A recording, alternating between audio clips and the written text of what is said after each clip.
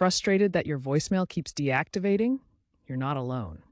This is a common issue, especially with recent updates to iOS 18 and Android 15 released throughout 2025. Voicemail is managed by your carrier, not your phone's manufacturer, so the problem often stems from carrier settings being reset, software glitches, or conflicts with other apps. It could also be caused by SIM card problems or even your specific mobile plan. First, understand the basics. Voicemail activation is usually done via carrier codes like LOT86. Modern visual voicemail apps require microphone and contact permissions. Common causes include software updates resetting settings, switching between 5G, 4G LTE, third-party call blockers or AI assistants interfering, faulty SIM cards, or carrier plan limitations. Start by resetting your carrier settings.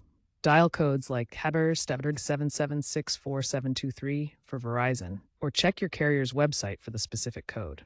This often fixes software glitches that turn voicemail off. Next, update or reinstall your visual voicemail app.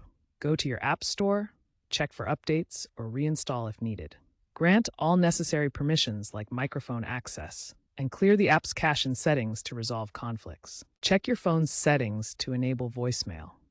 Open the phone app settings, ensure voicemail is toggled on, and verify that Do Not Disturb or airplane mode isn't blocking it.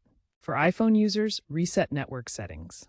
Go to Settings, General, Transfer or Reset iPhone, Reset network settings. This clears network glitches without losing data. For Android users, dial *466 to access hidden testing settings, then reset the radio.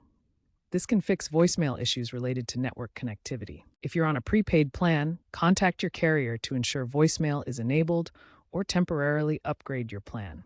Prepaid services sometimes disable advanced features. Finally, ensure your phone is up to date.